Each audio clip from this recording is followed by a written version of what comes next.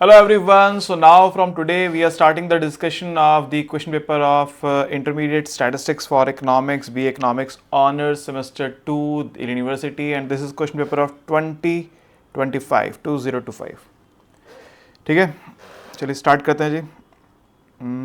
Question number 1 section 1 question 1 छोटा सा question है.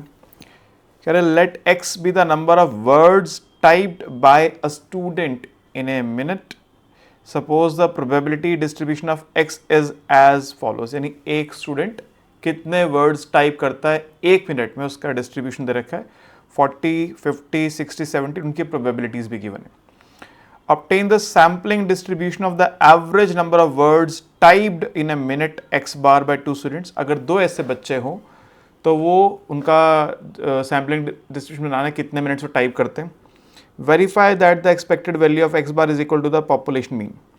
देखिए यहाँ पे सैम्पलिंग में अब हमको सैम्पलिंग विद रिप्लेसमेंट करनी है या विदाउट रिप्लेसमेंट करनी है तो कुछ ने कहा नहीं, तो खुद दिमाग लगाना है.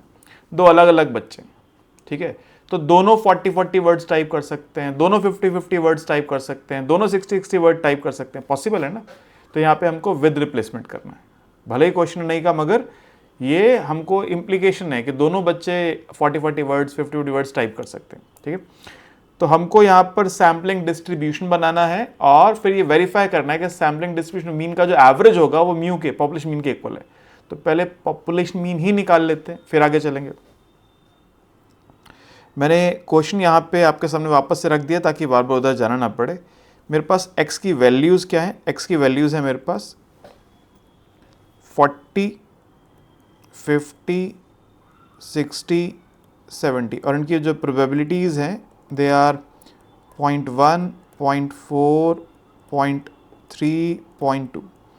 तो what is P I into x I.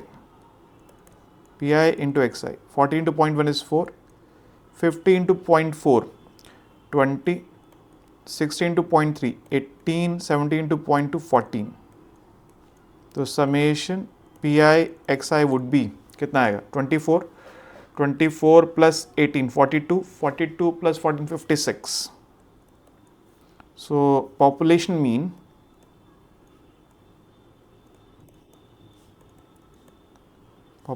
Mu is equal to summation P I X I which is 56. यानी ऑन एन एवरेज इस पॉपुलेशन में जो स्टूडेंट्स होते हैं वो ऑन एन एवरेज एक मिनट में 56 वर्ड्स टाइप करते हैं.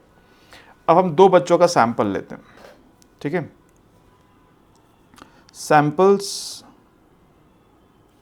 Of two students. Samples of two students क्या हो सकता है सैंपल्स. देखिए थोड़ा सा लंबा बनेगा, ये जगह थोड़ी ज़्यादा लेगा, मगर ये एक तरीका है. हो सकता है दोनों स्टूडेंट्स 40-40 वर्ड्स टाइप करें. हो सकता है फर्स्ट 40 करे, सेकंड 50 करे, फर्स्ट 40 करे, सेकंड 60 करे, फर्स्ट 40 करे, सेकंड 70 टाइप करे. पॉसिबल है. हो सकता है फर्स्ट जो स्टूडेंट है वो 50 वर्ड्स टाइप करे, 50-40, पहला 50 दूसरा 40, दोनों 50 टाइप कर दें. पहला 50 कर दे, दूसरा 60 कर दे, पहला 50 दूसरा 70. या फिर फर्स्ट स्टूडेंट 60 वर्ड्स टाइप कर दे, सेकंड 40 कर पाए, फर्स्ट 60 सेकंड 50, दोनों 60, फर्स्ट 60 सेकंड 70.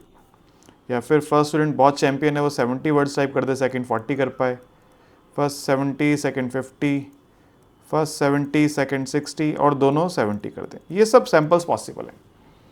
ये सैंपल्स हमारे पास पॉसिबल हैं. मैंने बताया था नंबर ऑफ सैंपल्स कितने होते हैं, capital N raise to power small n. Capital N यहाँ पे 4 है, 4 टाइप्स आपको दे रखे हैं 40, 50, 60, 70 और 2 आपने लिए हैं सैंपल साइज में, तो 4 पावर 2 16 यहाँ पे सैंपल्स मेरे पास आ गए. आप काउंट करो 16 हो गए. अब हमको निकालनी है इनकी प्रोबेबिलिटीज. प्रोबेबिलिटी क्या होगी, क्योंकि इंडिपेंडेंट है, दोनों स्टूडेंट्स इंडिपेंडेंट है. फर्स्ट 40 करता है, इसकी प्रोबेबिलिटी क्या है 0.1, सेकेंड 40 की प्रॉबिलिटी 0.1 है. 0.1 into 0.1, 0.1 into 0.1 which is 0.01. First के 40 की प्रॉबिलिटी 0.1 है, सेकेंड के 50 की प्रॉबिलिटी क्या है 0.4, 0.1 इंटू 0.4, 0.04.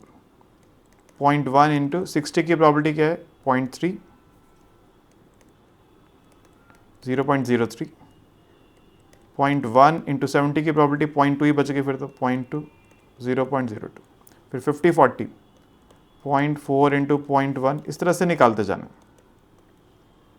0.4 इंटू 0.4 0.16 0.4 इंटू 0.3 मतलब 50 की 0.4 है 60 की 0.3 मल्टीप्लाई कर रहे हैं 0.12 0.4 इंटू 0.2 0.08 60 की 0.3 तो 0.3 इंटू 0.1 0.03 0.3 इंटू 0.4 0.12 0.3 इंटू 0.3 0.09 और 0.3 इंटू 0.2 0.06 सिंपल काम है बस लंबा है मुश्किल नहीं है 70 इंटू 40 70 40 70 का चांस 0.2 है 40 की प्रोबेबिलिटी 0.1 है तो 0.02 0.2 इंटू 0.4 0.08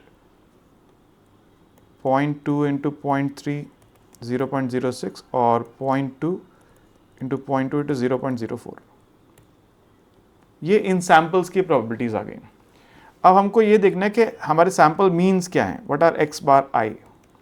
40 अगर दोनों ने 40 40 करे तो एवरेज क्या होगा 40 प्लस 40/2 80/2 40 40 50 का एवरेज क्या होगा 40 प्लस 50 90/2 45 100/2 50 110/2 55 फिर 90/2 45 100/2 50 110/2 55 और 120/2 60 फिर 60 40 100/2 50 110/2 55 60 60 120 120/2 60 130/2 65 110/2 55 70 50 120/2 60 130/2 65 एंड 140/2 70। तो ये सब मेरे पास सैम्पल मीन्स पॉसिबल है, मगर यहाँ पे आप देख रहे रिपीटिशंस हैं 40 यहाँ भी है 40 अच्छा अकेला ही 40 तो मगर 45 यहाँ भी है 45 यहाँ भी है। तो अब हमको बनाना है sampling distribution of sample mean. अब क्या बनाएंगे हम, I will form sampling distribution of sample mean X bar की क्या क्या वैल्यूज आई हैं। एक्स बार आ रहा है 40 45 50 55 60 65 70 ये सब वैल्यूज आ रही हैं और इनकी प्रोबेबिलिटीज़ क्या आई हैं। 40 एक ही बार आया सिर्फ 40 एक बार उसकी प्रोबेबिलिटी है 0.01 45 कितनी बार आ रहा है एक दो बार आ रहा है तो 0.04 प्लस 0.04 0.08 50 कितनी बार आ रहा है जी 1 2 3 तीन बार आ रहा है तो 0.03 प्लस 0.16 0.19 हो गया प्लस 0.03 0.22 0.22 ठीक है। सिंपल काम है मगर करना तो पड़ेगा ही। 55 कितनी बार आ रहा है 55 कलर चेंज कर लूँ 1 2 3 4 क्या क्या प्रॉपर्टीज़ है 0.02 0.12 तो 0.14 हो गया 0.12 तो 0.26 हो गया 0.28 0.28 60 कितनी बार आ रहा है जी 60 आ रहा है आपका 1 2 3 बार। प्रॉपर्टीज़ क्या है 0.08 0.09 तो 0.17 प्लस 0.08 0.25 0.25 इसके बाद सर 65 कितनी बार आ रहा है 65 1 2 दो बार आ रहा है 0.06 0.06 0.12 70 एक ही बार आ रहा है लास्ट में 0.04 उसकी प्रोबेबिलिटी है। यहाँ पे मैं गलती नहीं कर रहा हूँ ये चेक करना ज़रूरी है, मतलब कोई भी स्टूडेंट गलती नहीं कर रहा चेक करना ज़रूरी है।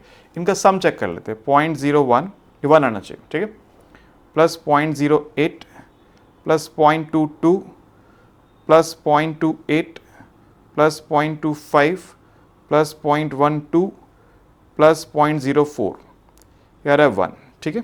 तो ये 1 है, मतलब मैंने गलती नहीं की अभी तक, राइट, क्लियर है। कई बार क्या होता है, दो ऐसी मिस्टेक्स होती हैं जो एक दूसरे को ओवरलैप कर लेती हैं। एक वैल्यू आपने जितनी बढ़ाई दूसरी उतनी कम कर दी, उसका तो कुछ हो नहीं सकता है, बट ऐसा होने का चांस कम है ना। तो ये 1 आ गया, मतलब अब तक सब ठीक है। तो डिस्ट्रीब्यूशन बन गया। So this is the sampling distribution of sample mean. अब इसका मुझे इसका मीन निकालना, इसका एवरेज निकालना है और वेरीफाई करना है कि वो पॉपुलेशन म्यू जो आया था 56 आया था ना, 56 आया था, इसके बराबर है। तो इसके लिए मुझे क्या करना पड़ेगा, पी आई, ये X bar I, P I into X bar I करते, 40 इंटू 0.01, 0.4, ओ कैलकुलेटर यूज़ करना पड़ेगा सर, 45 इंटू 0.08, 3.6। होशियारी नहीं कर सकते ना, एक भी गलत हो गया तो पूरा गलत हो जाएगा। 50 इंटू 0.22, 11, 55 इंटू 0.28, 15.4। नेक्स्ट है 60 इंटू 0.25, ये तो 15 ही है। 65 इंटू 0.12, 65 इंटू 0.12, 7.8, और 70 इंटू 0.04, 2.8। इनका सम करते हैं। 0.4 plus 3.6 plus 11 plus 15.4 plus 15 plus 7.8 plus 2.8, this is 56. So expected value of x bar is summation pi x bar I, which is 56. Mu कितना था, mu 56 था, so therefore E of x bar is equal to mu. तो question ने जो हमसे कहा था, देखो क्वेश्चन ने क्या क्या कहा था। क्वेश्चन ने कहा obtain the sampling distribution average number of words, तो ये हमने निकाला sampling distribution, this is the sampling distribution of average number of words। फिर क्वेश्चन ने कहा कि verify that expected value of x bar is equal to population mean, तो हमने population mean निकाला और expected value of x bar निकाला और वो दोनों इक्वल हैं बता दिया, ठीक है। और इस प्रकार, इस तरह से with this process we will get, yeah, the students would have got 10 marks। Simple question है, ठीक है। बहुत डिटेल में इसके बहुत सारे क्वेश्चन क्लास में करवाए हुए हैं। इतना आसान क्वेश्चन, वेरिएंस आता है तो थोड़ा सा दम लगता है, अगर सैम्पलिंग डिस्ट्रीब्यूशन में वेरिएंस आता है तो थोड़ी सी ताकत लगती है, ये तो बहुत आसान होता है, आप इसको अच्छे से जानते रहे। फिर भी क्योंकि पेपर में आया हुआ क्वेश्चन होता है, मैं करके दिखाना होता है, तो इसलिए करके दिखाया है।